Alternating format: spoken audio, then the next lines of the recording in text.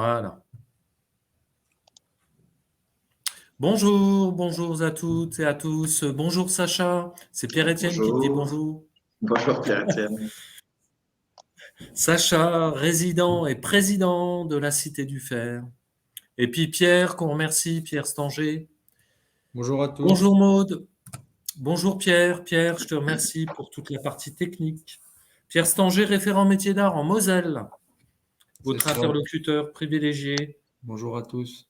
pour tous les professionnels des métiers d'art qui sévissent en Moselle. Voilà. Bonjour, on vous laisse rentrer sur ce webinaire consacré au tiers-lieu et à la Cité du Fer à Jarville. Bonjour, bonjour. Voilà. Bonjour.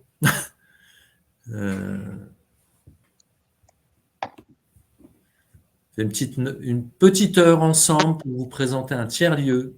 Tiers-lieu, lieu innovant. Est-ce qu'on peut encore dire que c'est innovant, Sacha? C'est un des buts de ce genre de lieu, c'est que ça soit en perpétuelle innovation. Voilà. Alors, on vous laisse rentrer. On attend encore quelques minutes et puis on démarrera avec Sacha Tognoli, donc président de la Cité du Fer à Jarville, un des premiers tiers-lieux consacrés exclusivement au métier d'art. Peut-être le premier, je ne sais pas, Sacha. En tout cas, le premier de cette ampleur, je pense. Oui.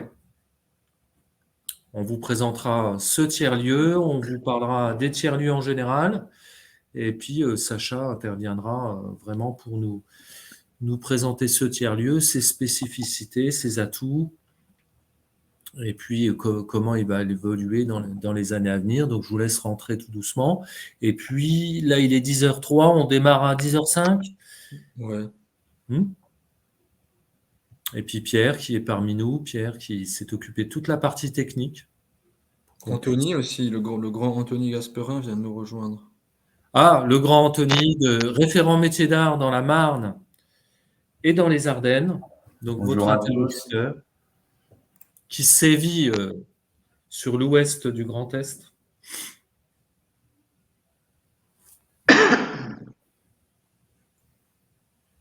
Voilà, Anthony. Et puis, on accueille aujourd'hui, donc, je le disais, Sacha. Bon, j'espère que pour tout le monde, ceux qui ont participé au JMA, c'est bien passé. Vous avez passé une bonne semaine. Vous avez eu un week-end. Apparemment, Sacha, tu avais l'air de sous-entendre que ça s'était plutôt bien passé pour toi. Oui, pour moi spécifiquement, j'étais à Montigny-les-Metz, au château de Courcelles, et puis pour la Cité du Fer en général, qui avait fait le choix d'exporter, entre guillemets, ses artisans d'art sur plusieurs événements. Donc, ça a été un bon week-end, comme toujours, avec les GEMA. Alors, les GEMA, très humides ce week-end, mais bon, beaucoup de fréquentation à différents endroits. Donc, bon, alors toujours, il y a des fortunes diverses, hein, comme d'habitude. Il y a des lieux qui fonctionnent mieux que d'autres. Mais bon, globalement, c'était plutôt un succès. C'est une opération qui valorise très bien les métiers d'art, qui est attendue chaque année. Voilà. Eh bien, je vous propose de démarrer. Déjà, bon, vous avez tous compris, vous connaissez bien. Vous avez un chat sur votre droite, vous pouvez poser des questions pendant que Sacha interviendra, Sacha Tognoli. Pendant qu'il interviendra, vous pouvez poser donc des questions dans ce chat. On répondra soit on compile les questions, soit j'interromps Sacha si j'y arrive, parce qu'il est comme moi, il est bavard, mais c'est parce qu'il a plein de choses à dire. Sacha donc est résident de la Cité du Fer, mais surtout président. Et donc aujourd'hui, il va nous parler des tiers-lieux. Tiers-lieux, c'est quelque chose de particulièrement innovant. On va vous expliquer un petit peu comment ça fonctionne, ce qu'est un tiers-lieu. Et puis, c'est pas forcément nouveau dans l'état d'esprit chez les professionnels des métiers d'art, puisque vous avez l'habitude de travailler en communauté, en groupe, en association. Le tiers-lieu, c'est un concept qui va encore plus loin. On verra, mais c'est toujours dans la continuité d'idées de travailler, de partager. Voilà. Donc, je remercie Pierre Stanger qui s'est occupé de toute la partie technique et Sacha qui va vous présenter les tiers-lieux. Donc, nous aborderons dans l'ordre du jour qu'est-ce qu'un tiers-lieu, pourquoi rejoindre un tiers-lieu en tant que professionnel des métiers d'art. Sacha nous présentera la Cité du Fer à Jarville. Et enfin, on évoquera et vous pourrez enrichir nos propos, les autres tiers-lieux dans le Grand Est. Et puis, je vous présenterai aussi les accompagnements et l'offre de services de la Chambre de métier. Je rappelle que Sacha Tognoni a été formé par un meilleur ouvrier de France en ébénisterie d'art et qu'il a monté son entreprise. C'est un professionnel des métiers d'art, c'est un artisan d'art et qu'aujourd'hui, il est président de cet espace particulièrement innovant. Je rappelle pour ceux qui sont un peu plus éloignés que Jarville, c'est dans la banlieue directe de Nancy. Voilà. Sacha, je te donne la parole. Qu'est-ce qu'un tiers-lieu, Sacha? Est-ce que tu peux nous expliquer ce qu'est un tiers-lieu? Alors, un tiers-lieu, c'est une notion qu'on entend de plus en plus depuis quelques années, alors qu'il y a une définition très précise, etc. Je ne reviendrai pas dessus, mais l'idée, en fait, le fait que ça soit un tiers-lieu, c'est que c'est un lieu hybride entre l'espace de travail et l'espace, le foyer familial. Bon, ça, c'est une définition, on va dire, un peu conceptuelle, mais en gros, l'idée, c'est le résultat d'une évolution de la manière de travailler avec le développement depuis une quinzaine d'années des espaces de coworking, qui étaient d'abord des espaces, surtout des espaces de travail de bureau.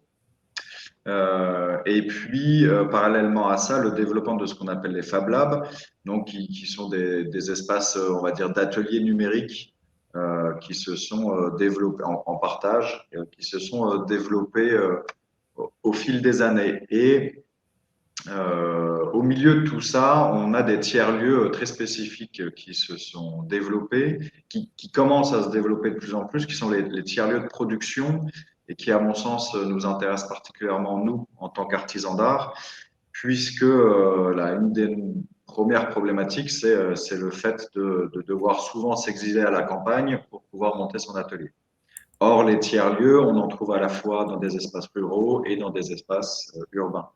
Donc, en gros, voilà ce qui est écrit là sur le PowerPoint, c'est que vous avez une multitude de types de tiers-lieux sur une multitude de thématiques.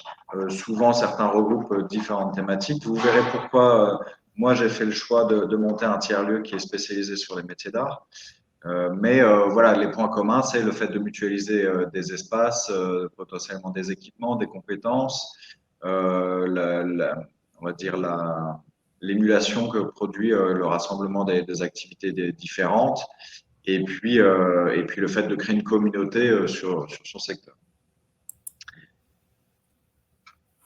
Voilà. Donc, oui. Vas-y, Sacha. Pourquoi rejoindre un tiers-lieu quand on est professionnel des métiers d'art? Excuse-moi, je t'interromps, mais c'est pour lancer le sujet. Alors, donc, pourquoi vous rejoindre un tiers-lieu si vous êtes professionnel des métiers d'art? Je pense qu'il y a une vague de fond sur une transformation de ce que sont les métiers d'art par rapport à ce qu'ils étaient il y a une vingtaine d'années. Essentiellement d'ailleurs du fait du recrutement des métiers d'art aujourd'hui, c'est-à-dire que la plupart des professionnels métiers d'art qui lancent leur atelier aujourd'hui, je n'ai plus le chiffre en tête, mais je crois que c'est 60 à 70% de gens qui sont issus d'une reconversion. Alors que traditionnellement, on était des métiers qui se transmettaient de génération en génération. On prenait l'atelier de son père, qu'il avait repris de son père, etc., etc. Et ça amène plusieurs évolutions. La première chose, c'est le fait que le public qui devient artisan d'art est un public nouveau qui a peut-être plus d'habitude générationnelle de travailler en collectif. Donc, qui permet le fait de penser des espaces communs.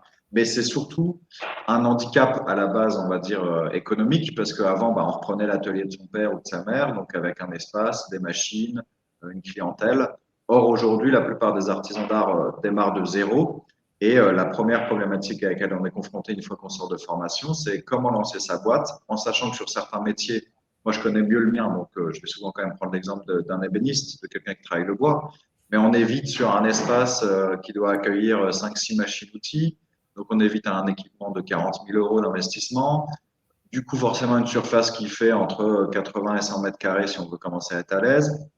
Donc, tout ça amène à avoir de l'investissement et des charges d'atelier qui sont très importantes au début. Et je ne vais pas vous faire le speech sur le fait que c'est compliqué au début de lancer son activité. Ce qui fait que, par exemple, beaucoup de mes collègues qui travaillent le bois s'orientent en fait vers l'agencement et n'arrivent pas à être vraiment dans les métiers d'art parce qu'ils doivent se lancer dans des crédits, etc. Et en plus, comme je l'ai dit tout à l'heure, c'est pour avoir 100 mètres carrés de manière accessible, c'est aussi s'éloigner des centres urbains, Ouais. ce qui peut être une logique de vie, mais qui nous éloigne quand même assez souvent de notre clientèle, de notre réseau professionnel et qui pose certaines problématiques. C'est vrai que dans les espaces ruraux, bon, moi je suis meusien, hein, on n'a pas ce problème de foncier, mais on a ce problème de clients. Hein. On est obligé d'aller vers les clients. Alors que là, bon, vous produisez là où sont les clients, pas plus nombreux en tout cas. En tout cas, là où sont nos clients ou là où on va pouvoir, d'une manière facile, utiliser des transports. Par exemple, la Cité du Fer, c'est à 12 minutes en vélo de la place Stanislas, de l'Office de tourisme. Et puis donc, à moins de 10 minutes à vélo de la gare. Donc, c'est aussi une possibilité de se rendre plus rapidement sur Strasbourg, Luxembourg, Paris. Et mine de rien, encore une fois, vous êtes tous artisans d'art, donc vous savez ce que c'est, mais le temps, c'est de l'argent, c'est quand même notre ressource principale. Donc, gagner du temps, c'est important. Donc, Et puis, je pense que… Excuse-moi. Vas-y. Donc, vous bénéficiez à la fois des équipements du lieu et des équipements de la ville. C'est ça. C'est à la fois, du coup, un partage d'espace, un partage d'équipement. Alors, tous les tiers-lieux ne font pas du partage d'équipement, mais c'est en tout cas une problématique à laquelle nous, on s'attelle en tant que Cité du Fer sur créer des plateaux techniques pour les ateliers. Et puis, mais bon, ça on le verra après parce que c'est pas forcément une question économique, mais une question sociale aussi derrière tout ça. Mais voilà, ça permet. Moi, je pense que les tiers-lieux, surtout dans des tiers-lieux qu'on va dire entre guillemets parapublics, dans lesquels il y a un investissement de la collectivité publique qui permet d'accueillir des artisans d'art à des tarifs qui sont pas au prix du marché. C'est pour moi beaucoup des lieux entre guillemets d'incubation, de lancement de son activité. À un moment donné où on ne peut pas où c'est compliqué de prendre beaucoup de risques pour lancer son activité. Donc là, l'idée, c'est de lancer son activité avec le moins de risques d'un point de vue économique. Et puis, donc, j'ai commencé et du coup, pour finir sur la question économique, l'idée n'est pas, moi, c'est ce que je dis aux partenaires publics qui financent les tiers-lieux, c'est que l'idée n'est pas pour des artisans de dire, moi, j'ai pas envie de payer un loyer normal, etc. Non, l'idée, c'est que cet argent-là, vous pouvez le réaffecter ailleurs, notamment en ce qui me concerne, en dépenses de communication et surtout en dépenses de salon. Moi, je travaille sur du haut de gamme. Donc, j'ai, par exemple, ma chaise, je la vends à 1 200 euros. Donc, j'ai besoin de trouver des clients qui peuvent se permettre d'acheter ça. Donc, c'est pour ça que, par exemple, là, le prochain salon que je fais, c'est Révélation. Je prends un stand tout seul. Donc, c'est au Grand Palais. C'est 8 000 euros. Donc, si ces 8 000 euros-là, je les investis dans des machines et du foncier, et forcément, j'ai la problématique de ne pas pouvoir faire ces salons-là et donc de ne pas trouver ma clientèle et donc, du coup, de ne pas développer mon activité. Donc, le but des tiers-lieux, c'est vraiment de faire du développement économique et donc, en ce qui concerne les métiers d'art, de permettre à des ateliers de s'inscrire. Alors, pour regarder juste la question, là, faut-il que l'artisanat représente un minimum de 50% de notre activité pour être déclaré artisan d'art? Alors, en tant que tel, oui. Normalement, il me semble que ça fait partie des conditions. Alors, Sacha, ça, c'est une question qu'on peut traiter à la Chambre de métier directement parce que on a toute une définition, on a tout des textes. Il faudrait que Christine nous dise dans quel département elle se trouve et elle pourra être contactée par un référent métier d'art qui lui expliquera la différence entre professionnel des métiers d'art, artisan d'art, maître artisan d'art, etc. et sous quelles conditions elle pourra s'inscrire. Donc Christine… Après, en revanche, il me semble que la sous-traitance ne pose pas forcément de problème. Ça dépend quel type de sous-traitance, mais on peut travailler pour de la sous-traitance dans l'artisanat d'art. Bien sûr, c'est le métier qui compte, c'est le métier qu'on exerce. Voilà, c'est ça. En Moselle, je veux bien être contacté aussi. Je suis en Moselle, donc c'est Pierre Stanger qui pourra vous recontacter. Donc Pierre qui s'occupe de la technique, donc il vous entend, euh, pourra vous recontacter. Dans l'Aube, donc c'est Marion André. Marion André, donc je note, je transmettrai à Marion André. Alors, Après, moi, je ne suis pas bien au courant, en effet, de exactement quel est le statut d'un artisan d'art. Je suis même, est-ce que vraiment il y a un statut artisan d'art? Moi, si je vais jusqu'au bout, par exemple, moi, je suis en coopérative oui, d'activité et d'emploi, ce qui fait que je ne suis même pas rattaché, j'en suis désolé, au réseau des CMA, et que la question de l'artisan d'art, c'est plus la question de votre clientèle. Alors après, si être dans le réseau des CMA, ça vous permet de bénéficier de pas mal de suivi et d'avantages. hmm, Mais par contre, c'est une bonne question, je pense aussi sur justement comment nous, on va sélectionner les artisans qui vont candidater à la Cité du Fer. Ça, je pourrais en oui. parler après. Oui, c'est important. Au-delà de la question, Tu pourras l'aborder. Nous, on pourra faire rapidement, pour faire simple. Pour être métier d'art, il faut être dans la liste des métiers d'art. Pour être artisan d'art, il faut être qualifié et avoir été formé pour exercer ce métier et vous êtes artisan. Et du coup, comme vous exercez un métier qui est dans la liste des métiers d'art, vous êtes artisan d'art. Voilà. Donc l'idée, artisan, c'est toujours quelqu'un de qualifié, diplômé. S'il n'est pas diplômé, il a au moins 3 ans d'exercice dans le métier. Voilà. Et donc, Sacha, effectivement, tu pourras nous dire quelles sont les conditions, comment tu qualifies un professionnel des métiers d'art qui ferait œuvre de candidature pour ton espace. On en parlera, tu en parleras quand tu le souhaiteras. Pour la question sociale et sociabilité, pourquoi rejoindre un tiers-lieu au niveau social, au niveau humain, comment tu peux le justifier, comment tu peux l'argumenter, quels sont les atouts, qu'est-ce qu'on y trouve, qu'est-ce que ça moi, apporte. je me suis reconverti là, donc en ébénisterie et pardon, vous m'entendez encore? C'est quoi? Je me suis, Vous nous tu entendez? m'entends? Moi, je t'entends, Sacha. Oui, Ok. apparemment, c'est Donc, peut-être Florie, peut-être qu'il y a un problème, mais tout le monde a l'air de nous moi, entendre. Oui, oui, moi je donc vous entends aussi nickel, hein. Mm. ce que je disais, c'est que je suis moi-même issu d'une reconversion professionnelle. Donc, comme toute reconversion, j'ai fait des stages, etc. Ce qui m'a tout de même marqué, c'est que dans mes premiers stages, vous arrivez du coup, donc voilà, par exemple, chez un ébéniste, enfin, plutôt un menuisier qui était sur Pont-à-Mousson, qui avait son atelier dans son garage, que je connaissais ni d'Ève ni d'Adam, et au bout de 2 jours, qui m'a raconté absolument toute sa vie.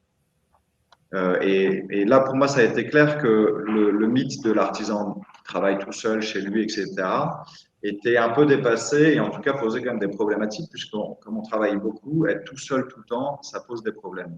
Mais déjà, ça pose des problèmes sans parler même de l'émulation que ça peut amener, ça pose des problèmes juste de pouvoir discuter avec des gens, comme au bureau, à la CMA, vous rencontrez vos collègues, etc. Et je pense que ça, c'est une aspiration justement générationnelle qui est de plus en plus importante. Et moi, par exemple, aujourd'hui, d'un point de vue économique, je suis même pas sûr que d'un point de vue économique, j'ai intérêt à être dans un tiers-lieu, puisque mon activité se développe. Je ferais mieux peut-être d'investir dans une grange, faire mon atelier, etc. Mais je ne me vois absolument pas retourner tout seul dans un atelier. Ça, c'est la partie, on va dire, vraiment sociabilité.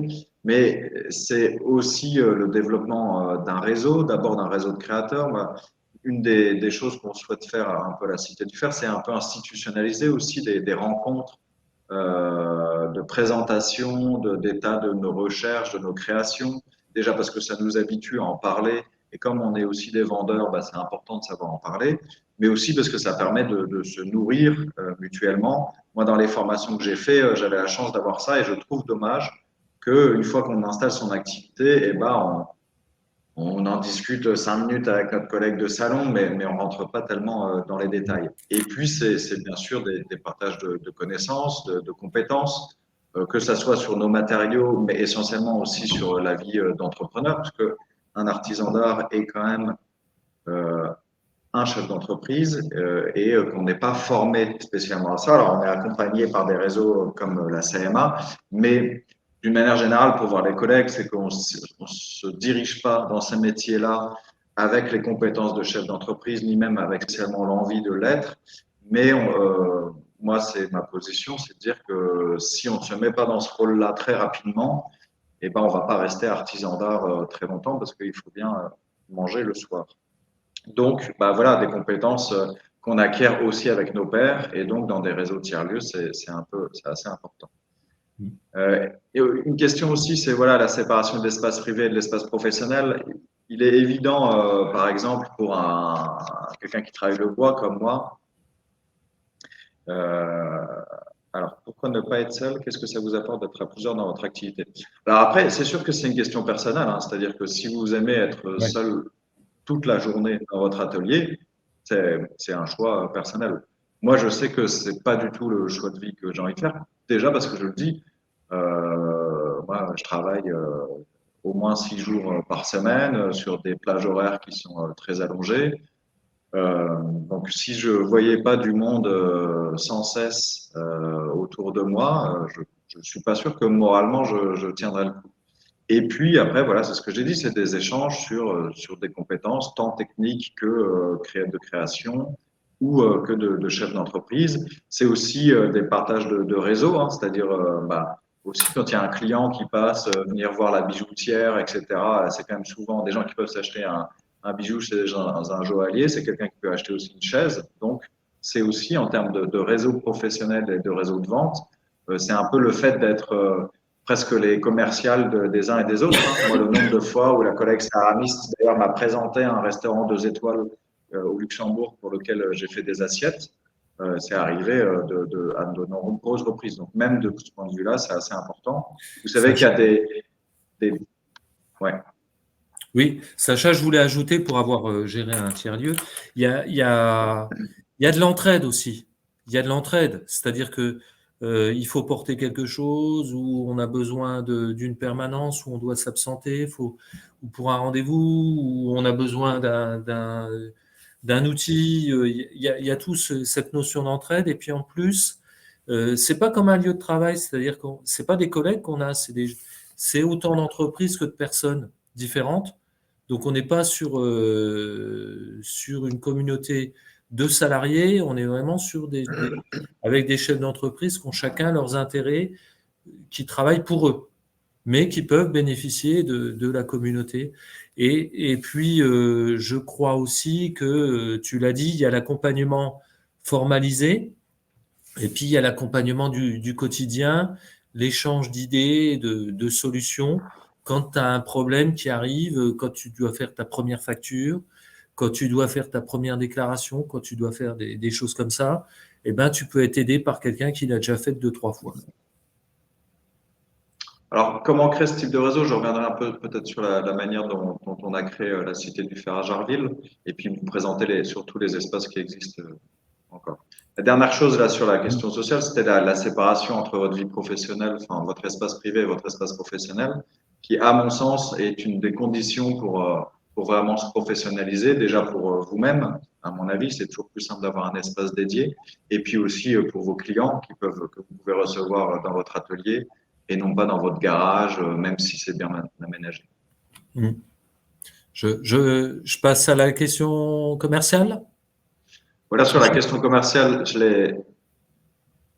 j'ai abordé déjà le fait que bah, d'être dans un tiers-lieu dans lequel vous allez des espaces partagés dans lequel chacun va ramener petit à petit sa clientèle.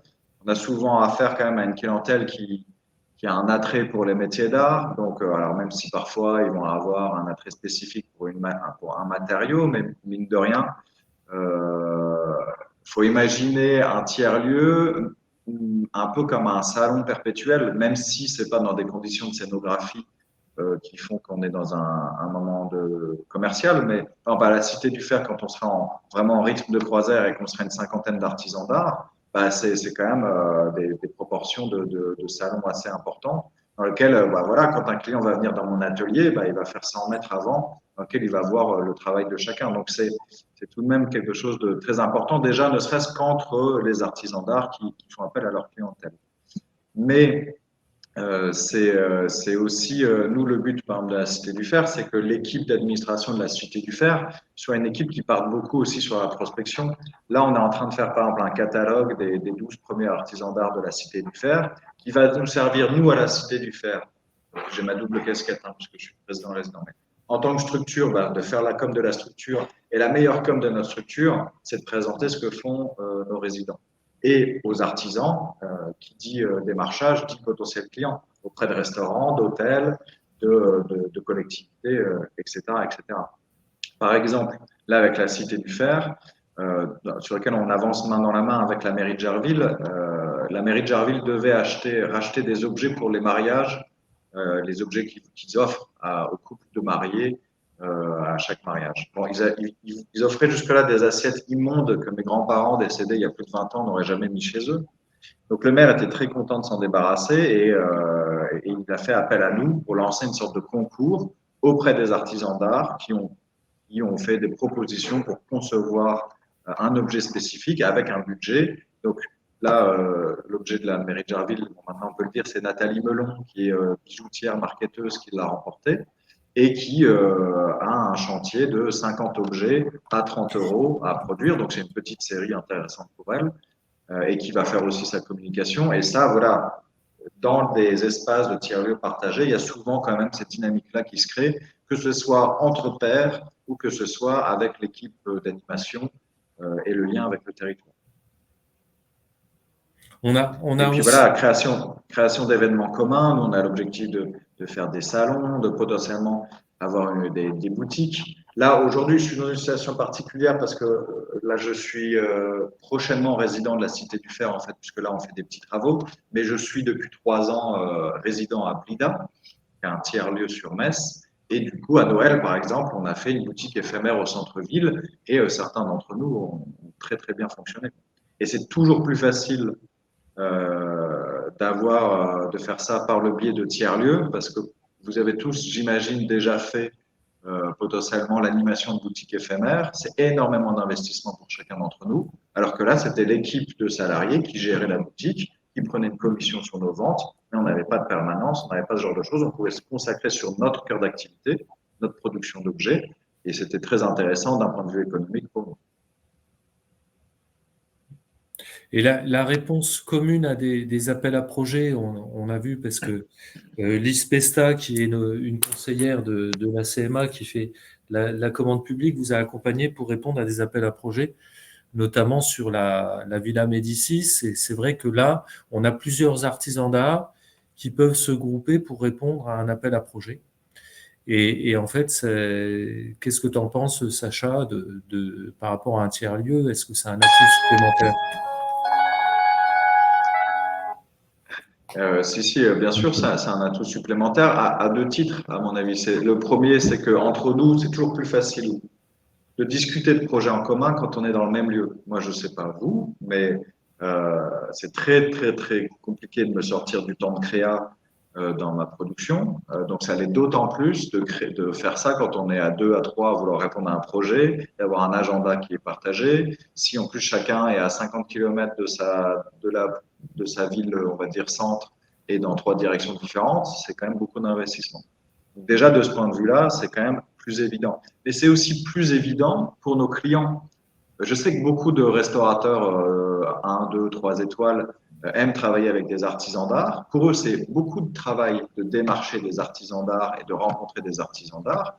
L'idée d'avoir un lieu, par exemple, comme la Cité du Fer, où il y a 50 artisans d'art, c'est que ça sera beaucoup plus évident pour nous de faire des rencontres avec ce type de clientèle qui va savoir qu'en maximisant son temps on va dire, de visite, elle va voir le travail de 50 artisans d'art et va pouvoir demander, moi j'ai besoin d'un ébéniste pour faire le mobilier qui ira avec la céramiste qui fera la vaisselle.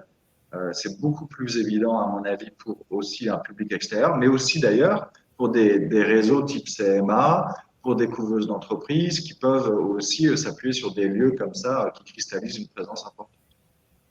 Tout à fait. Donc ça, c'est la visibilité des partenaires et des clients, quoi. En fait, il y a une visibilité qui a accrue et puis une optimisation donc de cette relation d'acheteur. C'est très intéressant. Est-ce qu'on passe Allez, ouais.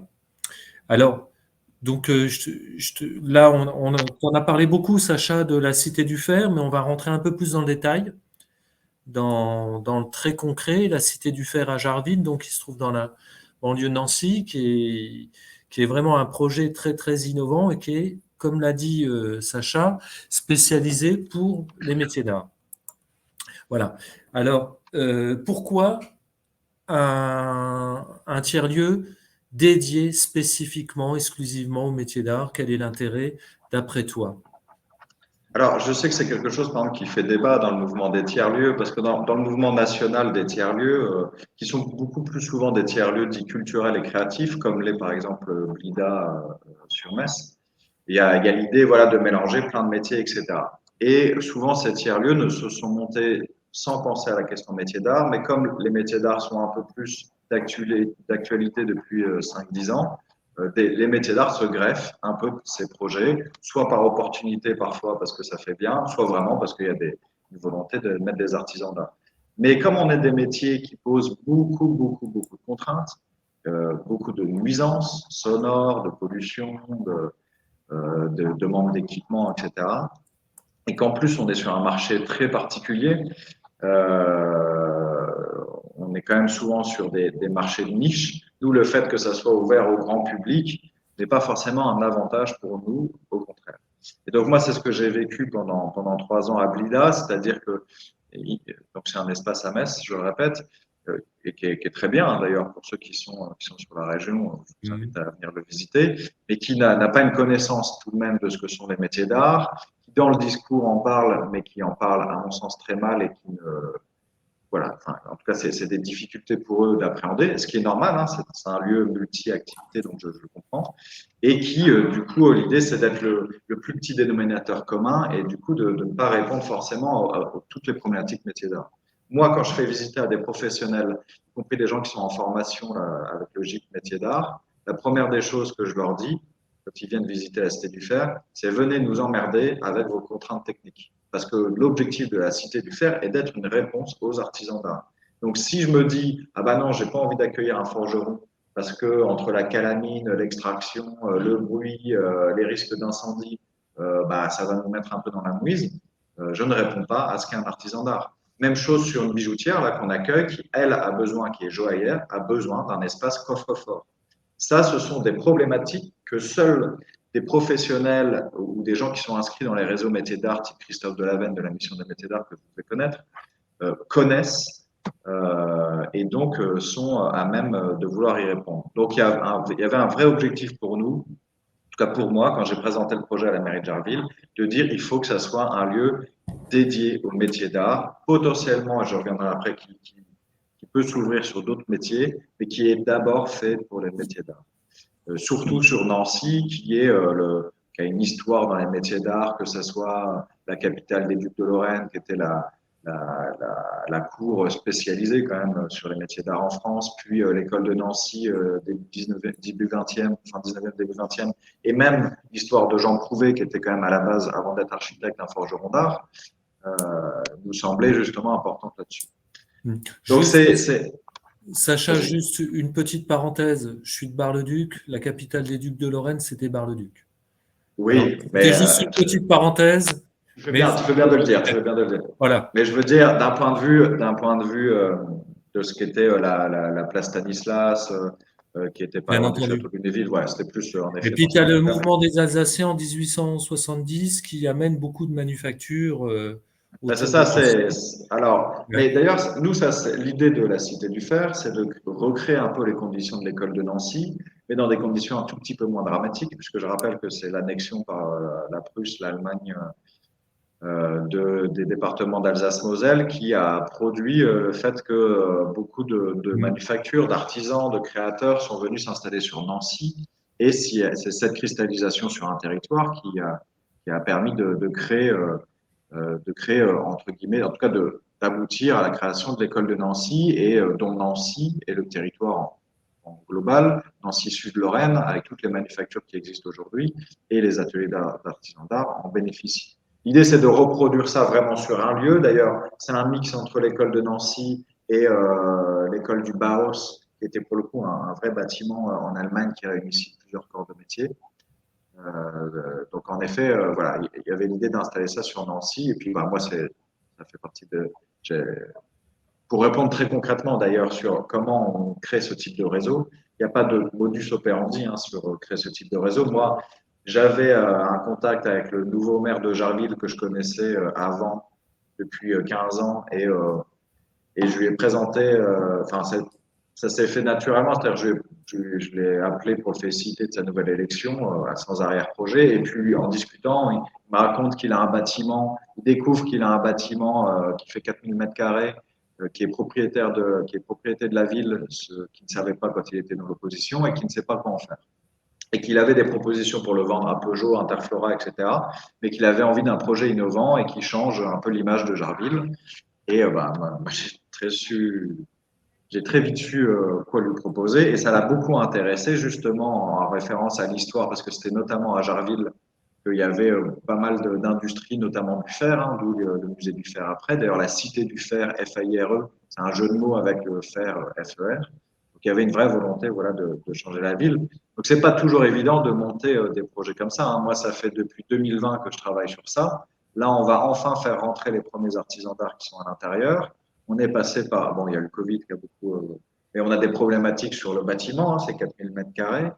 On a des problématiques. L'année dernière, on a répondu à un appel à projet du ministère de la cohésion des territoires qui s'appelle les manufactures de proximité, où justement l'idée était de créer ou de développer des tiers-lieux de production dans la suite du plan de relance. Et on a été labellisé, donc ça, on en a été très heureux. Ça nous a permis d'abord de recevoir une subvention de 320 000 euros, ce qui est à la fois beaucoup et quand même très peu pour les ambitions qu'on a sur le projet, mais qui nous a permis de prendre des galons et d'aujourd'hui avoir des discussions avec d'autres partenaires que la mairie de Jarville, comme la métropole du Grand Nancy, la ville de Nancy, la région et le département.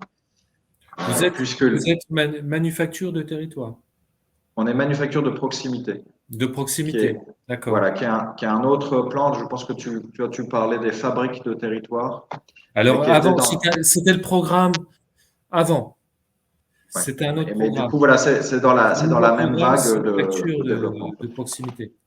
Manufacture de. Après, là, on est sur un projet qui est très ambitieux, hein, 4000 mètres carrés. Donc, je vous avoue qu'il y a énormément de contraintes derrière ça, mais c'est ce qui nous donne l'ambition et aussi la reconnaissance qu'on peut avoir derrière. Mais il peut y avoir des espaces beaucoup plus petits, beaucoup plus restreints. C'est des discussions à avoir quand même beaucoup avec, à mon avis, des collectivités locales, mais ça peut se faire aussi d'une manière entièrement privée. Donc aujourd'hui, là, on a 12 artisans qui ont été sélectionnés.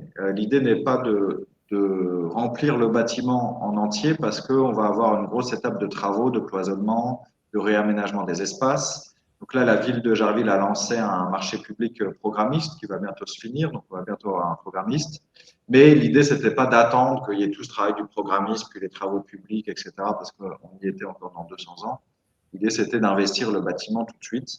Donc, on a fait une première vague de sélection en novembre dernier avec un vrai comité de sélection dans lequel il y avait nos partenaires des collectivités. Il y avait, je retrouve pas son nom, Pascal Lepape pour la CMA, par exemple, voilà, de gens qualifiés métiers d'art pour nous aider à choisir nos artisans d'art, qui représentent aujourd'hui 10 métiers, donc 10 métiers reconnus, là, 10 métiers différents reconnus dans la liste des métiers d'art. Alors, bien sûr, on a communiqué d'ailleurs, par exemple, sur les réseaux sociaux pour notre dossier de candidature. On a communiqué sur les réseaux sociaux pour l'appel des objets de mariage de la ville de Jarville, hein, pour répondre à la question. Alors, c'est comment le nom de la page Facebook ou Instagram, ou comme ça on peut le donner? À mon avis, vous cherchez la Cité du Fer, je ne l'ai pas en tête. Cité du Fer, vous devez le trouver sur. Voilà. Vous êtes sur quoi? Facebook, LinkedIn. Facebook, LinkedIn. En sachant que pour l'instant, c'est pas ultra pro parce que on n'a pas encore fait appel à des prestations de graphisme. Ça va faire partie là, des priorités. Et que pour l'instant, donc du coup, le lieu est géré d'une manière un peu en parallèle avec la ville de Jarville, puisque j'ai fait recruter par la ville de Jarville une personne donc qui est aujourd'hui agent de la mairie de Jarville, qui travaillait avant comme directrice du pôle bijoux à Baccarat, qui s'appelle Monique Manoa et qui va être ensuite mise à disposition de l'association pour être la directrice de la Cité du Fer et qui a une connaissance absolue des métiers d'art. Donc, c'est un réseau qui nous aide énormément. Là, pour continuer sur le fonctionnement, l'idée pour nous, c'est d'avoir. Alors, on est en train de construire tout ça, donc je n'ai pas forcément des choses définitives à vous dire, mais l'idée pour nous, c'est de travailler sur des loyers progressifs sur 3 à 5 ans pour se rapprocher in fine du prix du marché, mais commencer à la base vraiment pas cher pour permettre à des gens qui se lancent de lancer leur activité. Et l'idée, c'est qu'au bout de 5 ans, vous commencez à devenir viable et donc vous participez un peu plus au pot commun pour permettre à des gens qui se lancent de pouvoir payer moins cher. C'est le partage des charges collectives, bien sûr, sur tout ce qui est charges de chauffage, d'électricité, de flux, etc. Et puis, c'est des parcs machines partagés. On a identifié aujourd'hui 6 plateaux techniques qu'on souhaite développer et qui nous semblent importants pour la région. Le bois, le métal sur sa partie soudure, mais aussi sur sa partie forge. Le verre, mais plutôt, surtout au début, verre à froid. Tout ce qui va être parachèvement, puisque c'est des équipements dont beaucoup de verriers ont besoin et aujourd'hui, beaucoup sont obligés d'aller au Cerfave pour faire leur production. La partie soufflage à chaud, etc., c'est assez complexe, en tout cas pour nous aujourd'hui. Donc là, j'en ai donné 3. Il y a la céramique, bien sûr, la bijouterie, joaillerie, et puis au départ, ce qu'on avait identifié plutôt sur le textile, mais comme dans les 12 premiers artisans qu'on a sélectionnés, on a 2 maroquinières, ça va être plutôt un atelier matière souple dans lequel justement il va pouvoir y avoir des machines pour tout ce qui va être broderie, couture, mais aussi maroquinerie. Les loyers, là, parce qu'une idée de la location, j'imagine que c'est sur le tarif de la location. Rien n'est encore gravé dans le marbre, hein, tout se construit là sur le modèle économique. Mais l'idée est, et puis c'est assez complexe à faire comprendre, puisque l'idée est d'avoir des espaces privatifs qui soient relativement petits, mais aussi la possibilité d'utiliser des espaces partagés. Alors j'ai déjà parlé des parcs machines, mais c'est pas que ça, c'est aussi imaginer par exemple 5-6 ateliers de céramistes de 20 mètres carrés qui sont disposés autour d'une grande salle de 80 mètres carrés. L'idée étant qu'on a parfois besoin de plus d'espace, mais qu'on utilise très peu. Par exemple, moi, quand je colle mes chaises, j'ai besoin d'un coup de 20 mètres carrés pour coller mes chaises, mais ça m'arrive 4 fois dans l'année. Donc l'idée n'est pas que chacun demande 20 mètres carrés en plus pour une utilisation qui est limitée. Donc, je dis ça parce que là, le module, en gros, qu'on est en train de travailler, c'est en gros l'équivalent de 20 mètres carrés privatifs qui ouvrent droit en moyenne à 15 mètres carrés collectifs, sans parler de la question des parcs machines. L'idée étant, hors charge d'électricité et d'eau, de commencer sur un équivalent à 100 € par mois et puis une augmentation progressive jusqu'à 250 € au bout de 5 ans. Là, on est en train de travailler avec la métropole justement pour travailler sur le fait que la structure touche 250 €, mais que l'artisan ne paye que 100 € au début pour que la structure se viabilise et que la métropole comprenne le développement des métiers d'art. Un espace pour accueillir des stagiaires, voilà, ça fait partie justement des réflexions.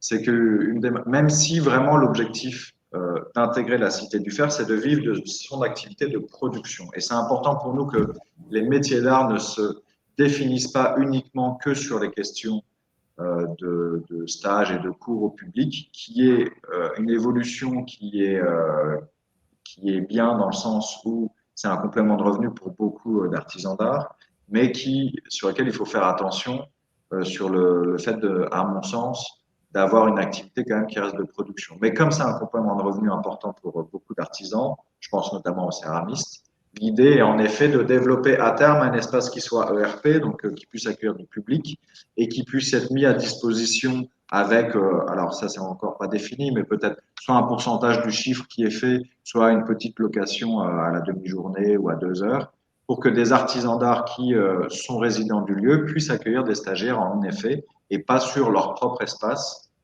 puisqu'encore une fois, l'idée est d'avoir des espaces réduits. Et tout ce que je dis sur les parcs machines qui fonctionneront par abonnement, mais aussi cet espace d'ouverture à des stagiaires, l'idée n'est que ça ne sert pas uniquement les gens qui soient résidents, mais aussi des artisans d'art du territoire qui auraient besoin, parce que leur atelier c'est chez eux et que ça leur va très bien et qu'ils ont envie de faire des cours et qu'ils ne peuvent pas accueillir des gens chez eux, et ben de pouvoir louer pendant 1 heure un espace dans lequel ils vont faire ça. Notamment, on va travailler à terme avec la CMA, avec le projet Sens et Matière de développement justement de propositions de cours comme ça. Et on va voir aussi avec le développement de Nancy Thermal, là, l'ouverture des curistes, etc., qui va amener quand même une clientèle assez importante, de développer ce genre de choses. Mais en effet, voilà, ça fait partie justement des choses qu'on va dire aux programmistes pour pouvoir le faire. Sur les espaces de vente, alors il y aura certainement un espace qui montrera un peu les productions de chacun. Moi, je fais le pari depuis le début de dire que des espaces comme ça ne sont pas des lieux de vente.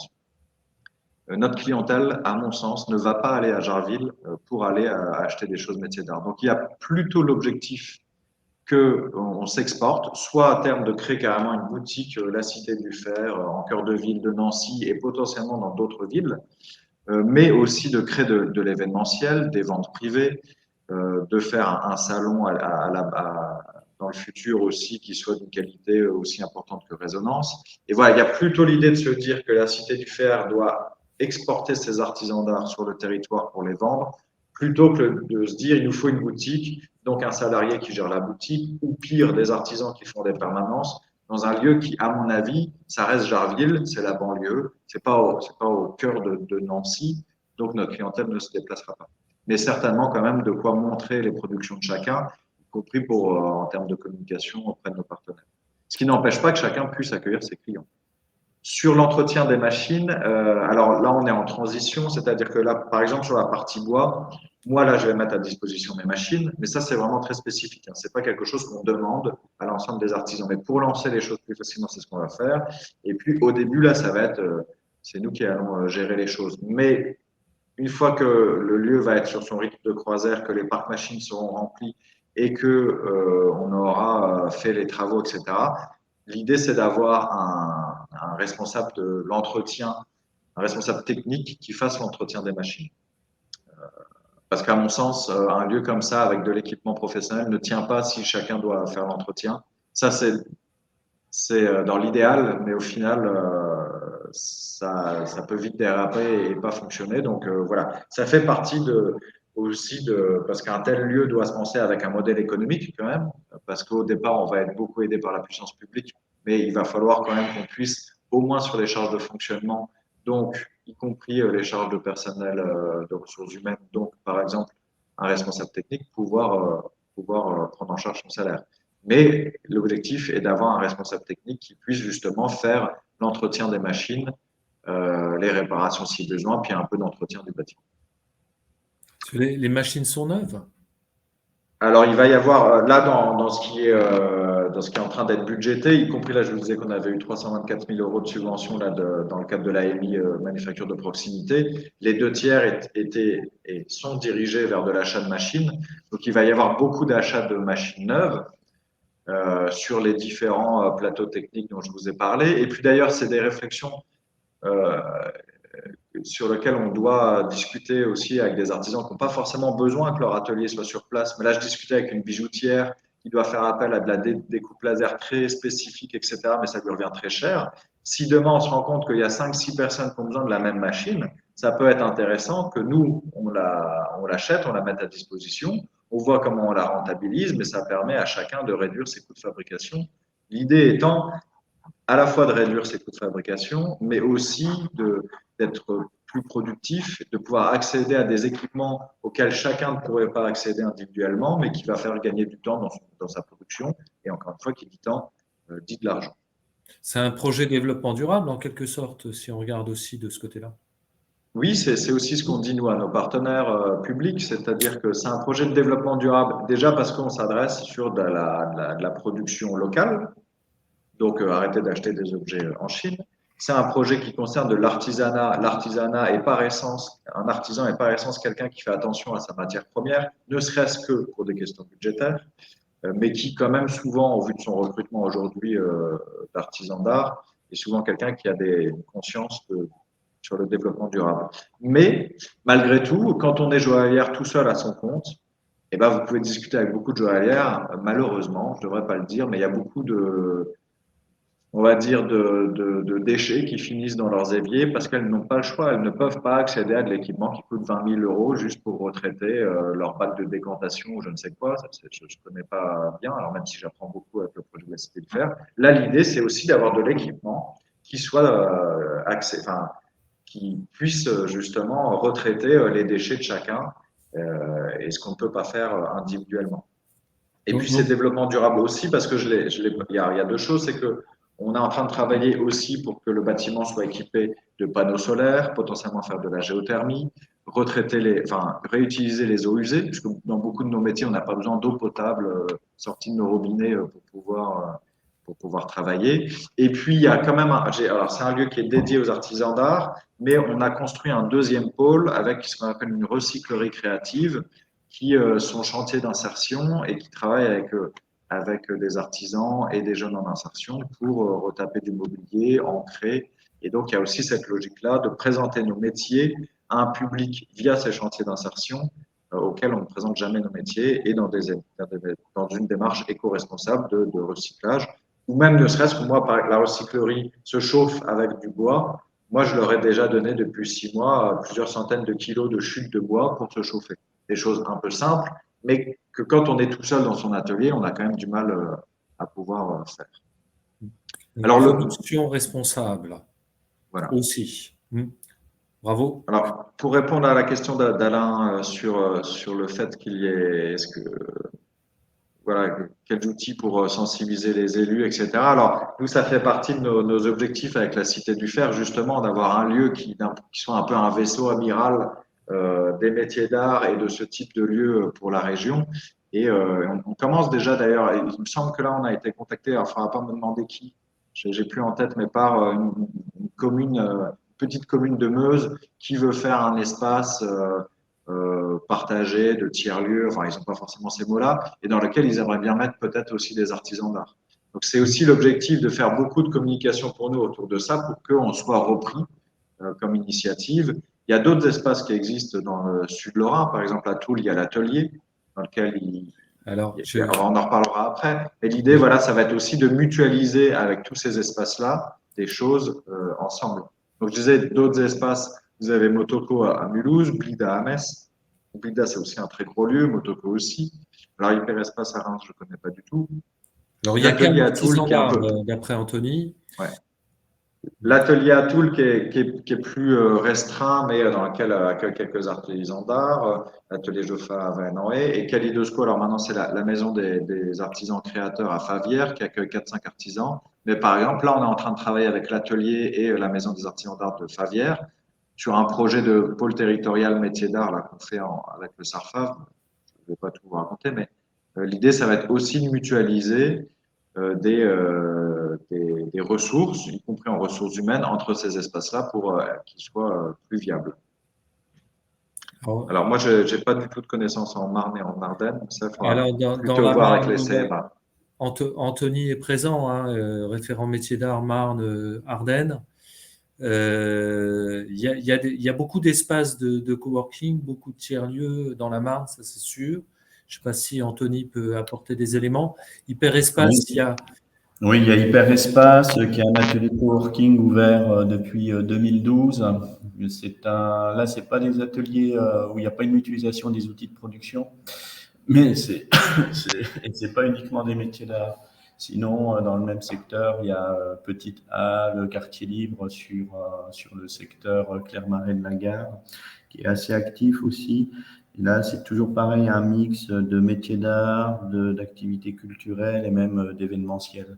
Donc, voilà pour la Marne. Pour les Ardennes, il n'y a rien de vraiment spécifiquement développé métier d'art. Il y a un projet au C'est niveau pour ça de que la Massérienne sur Charleville-Mézières, une ancienne usine qui est reprise par le FLAP, qui est l'organisateur du Cabaret Vert, Festival de musique. Donc, ils sont en train d'investir le lieu et on est attentif et on les accompagne par rapport au développement du projet. Il y a un Fab Lab aussi dans les Ardennes. Ouais.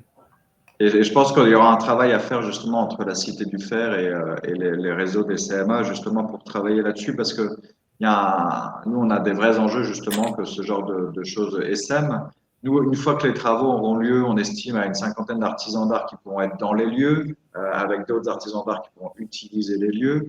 Et ça sera, a priori, on va dire vraiment le projet qui accueille le plus d'artisans d'art en France, en tout cas en province, qui sont vraiment artisans d'art. Déjà là même, avec 12 artisans d'art, on doit être un des principaux lieux dans la région, si ce n'est le premier, parce que par exemple à Blida, il y a beaucoup d'entreprises, mais on n'est que 3 artisans d'art. À Motoko, je ne sais pas exactement combien ils sont, mais c'est plutôt des artistes. Euh, nous, on a un vrai. D'ailleurs, c'est beaucoup d'enjeux pour nous et de responsabilités sur notre tête, c'est de montrer que c'est possible et de montrer aussi que c'est important. Alors là, je vais un peu me tresser des louanges, je suis désolé, mais je pense que le succès aussi de la Cité du Fer, c'est que c'est géré par des gens qui sont eux-mêmes vraiment en lien dans les métiers d'art, à savoir moi, par exemple, qui suis président bénévole, mais qui suis artisan d'art, qui est mon activité à côté, ou par exemple Monique Manois, qui connaît les métiers d'art depuis 25 ans. Et c'est pour ça que avoir un lieu spécialisé pour nous, c'était important, parce que je vous dis, alors c'est bien, les métiers d'art sont de plus en plus cotés et sont de plus en plus à la mode, mais pour beaucoup d'espaces, c'est aussi une opportunité de ramener des financements, etc. Et ils ne connaissent pas plus les métiers d'art que ça. Donc nous, il y a un vrai objectif, justement, à travers la Cité du Fer, à dire que les collectivités, justement, doivent se servir euh, de la Cité du Fer pour développer des espaces, alors certainement plus petits ailleurs, mais qui seraient utiles pour développer les métiers d'art et donc de l'économie. Hein, parce que moi, c'est ce que je dis aux collectivités qui nous accompagnent. Hein, c'est tout ça, c'est du développement économique, du développement touristique, du maillage territorial qui est important, surtout dans notre région qui investit beaucoup dans les métiers d'art. Mais il manquait un outil, à mon sens, sur justement le lancement d'activités. Et tu peux rajouter du circuit court et tu peux rajouter de l'animation de centre-ville. Oui, c'est ça, parce que nous l'objectif, par exemple, c'est vraiment de. Qualifié. Alors, ça, c'est des objectifs à très long terme, hein, je ne vous le cache pas, mais je vous ai parlé un peu d'un pôle territorial. Je ne vous raconte pas toute l'histoire de ce projet-là qu'on a déposé vendredi avec le SAFAV, mais l'idée, c'est aussi de développer des outils type foncière solidaire pour les métiers d'art qui puissent permettre d'abord à des tiers-lieux comme les nôtres de devenir, entre guillemets, indépendants et propriétaires de leurs espaces pour que aussi ça ne soit pas mis en péril en fonction des cycles électoraux, mais aussi développer des ateliers partagés pour le coup qui soient que privatifs, pas, on va dire, parapublics, mais pour des gens qui justement souhaitent sortir de tiers-lieux, mais qui veulent continuer à mutualiser des espaces, et puis potentiellement racheter des boutiques en centre-ville, donc participer à la revitalisation des centres-villes pour les territoires. Voilà, c'est vraiment des objectifs qu'on se fixe, encore une fois sur le long terme. Hein. On gère à la fois le long terme et en même temps, vendredi dernier, j'avais rendez-vous avec 5 électriciens pour mettre l'électricité dans les ateliers, donc c'est assez, c'est des temporalités qui sont différentes, mais il y a vraiment ces objectifs-là, en effet, et qui rencontrent un écho auprès des collectivités locales. Tout à fait.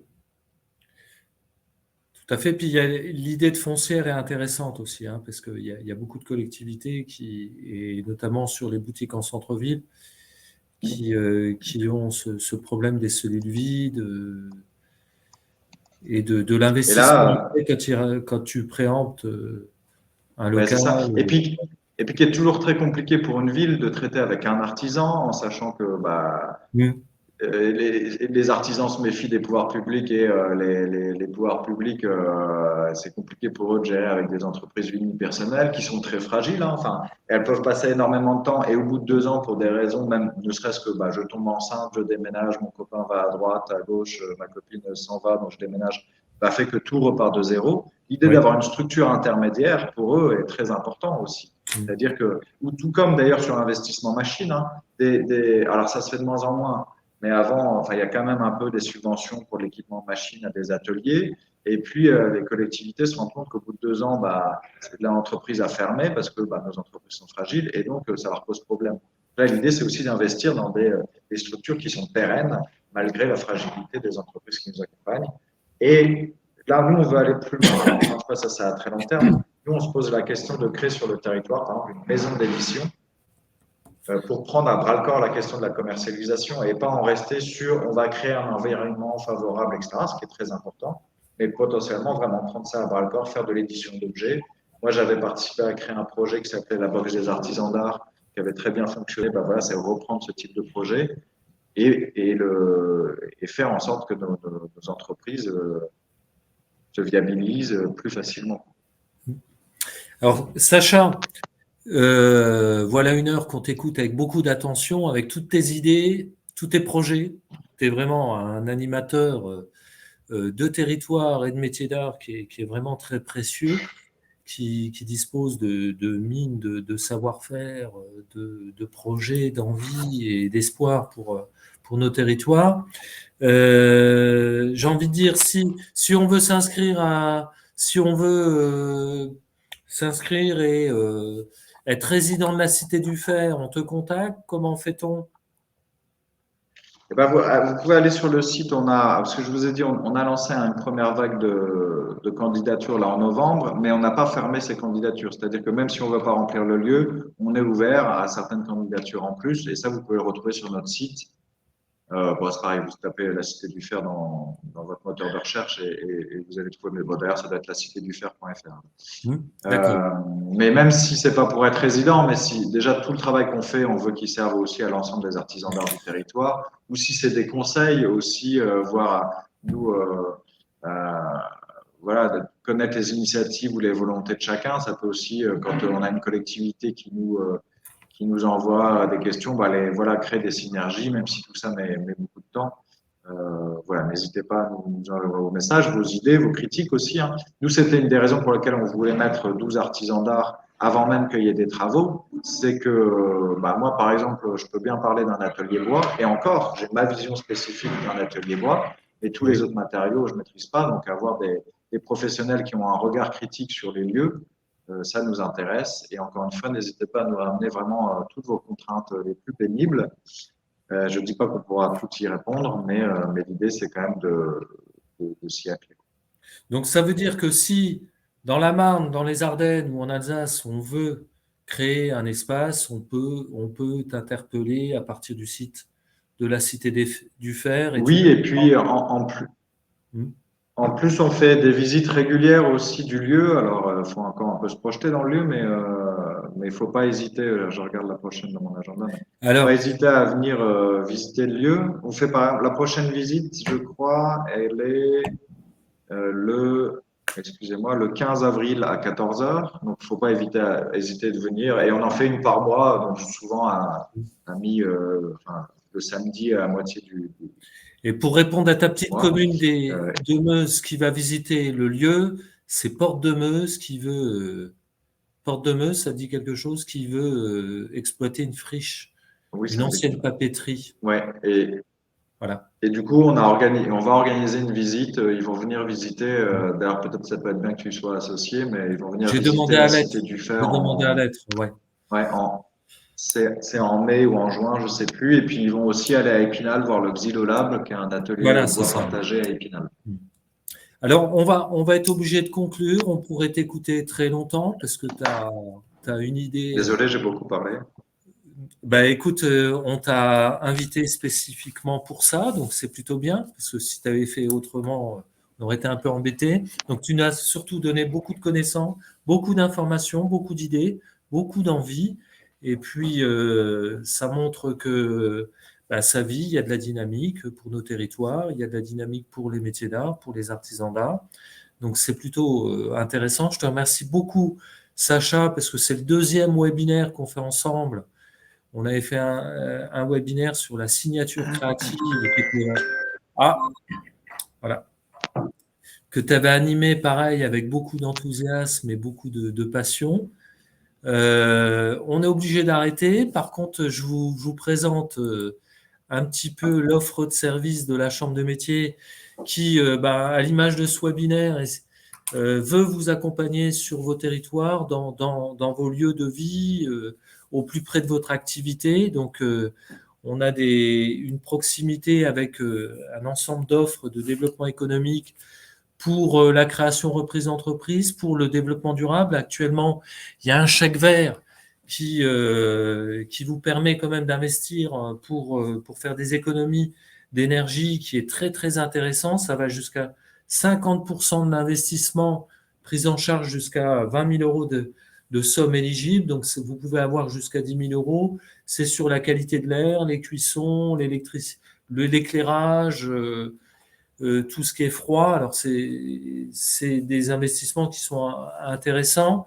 Donc là, vous avez nos référents en développement durable que vous pouvez contacter. Il y en a un dans chaque département. Il y a le Pass Performance, c'est pareil, c'est tout ce qui peut vous accompagner dans la gestion quotidienne pour améliorer les performances de vos entreprises à tout point de vue, administratif, comptable, développement durable. Et puis, il y a le Pass Transmission si vous souhaitez transmettre votre entreprise, votre activité. Comment le faire, comment le préparer, comment retrouver un repreneur. Et puis, on a des solutions thématiques, on a aussi des référents numériques qui vous accompagnent aussi pour des investissements, mais aussi pour vous aider à améliorer votre présence, améliorer votre marketing digital, être plus visible sur le web. Et jeudi, on a justement un coach numérique. Vous pouvez encore vous inscrire. C'est jeudi de 9h30 à 11h30. Et c'est comment améliorer votre référencement pour être vu sur Internet. Donc là, vous pouvez encore vous inscrire. Vous avez aussi tout ce qui est commande publique. On a l'ISPESTA qui vous accompagne pour pouvoir répondre à la commande publique. C'est pas si compliqué que ça. Et c'est encore moins compliqué quand vous êtes accompagné par l'ISPESTA parce qu'elle est vraiment extrêmement compétente et extrêmement engagée pour vous aider à réussir votre projet, soit une réponse à un appel à projet, soit la commande publique. Artisan durable, vous avez aussi des conseillers en développement durable qui vont vous aider, j'en ai parlé tout à l'heure. Et puis, je ne vois pas tout, c'est la valorisation de vous moderniser votre activité, c'est tous les investissements. Et puis, comme vous l'avez vu, vous avez des référents métiers d'art qui vous accompagnent sur des webinaires, sur vos entreprises, sur vos développements d'activités, sur l'innovation, sur de la formation. On a tout un programme de formation qui a été développé spécifiquement pour les métiers d'art. Il y a beaucoup de choses intéressantes. N'hésitez pas à vous inscrire. On a 410 professionnels de métiers d'art détectés dans le Grand Est. C'est pas rien. On a des entreprises qu'on accompagne sur nos salons, on a des webinaires thématiques pour vous aider, pour vous accompagner. Et puis, on vous associe un maximum. Et vous avez dans chaque département des référents de métiers d'art. Donc, vous pouvez les contacter, vous avez leurs coordonnées. Et donc, soit ils vous apporteront une réponse directe, soit ils vous orienteront vers un autre collègue d'un autre service qui pourra vous informer si c'est du développement durable, si c'est du numérique, si c'est de la transmission. Voilà, je vous remercie de votre attention. Je remercie à nouveau Pierre Stanger qui a assuré la technique et surtout notre Sacha Tognoli qui est président de la Cité du Fer et résident bientôt de la Cité du Fer et qui est actuellement à Bida. Et on le remercie à nouveau et je sais qu'on le retrouvera bientôt parce que je pense qu'il est incontournable. Merci beaucoup, Sacha. Merci Pierre-Etienne, à toi, et puis à très bientôt. À très bientôt. Si vous avez des questions, n'hésitez pas à me contacter. Ouais, la Cité du Fer, vous avez le lien qui est dans le chat. Vous pouvez cliquer dessus. Merci Sacha, merci Pierre, à bientôt. Merci à tous, bonne journée à tous.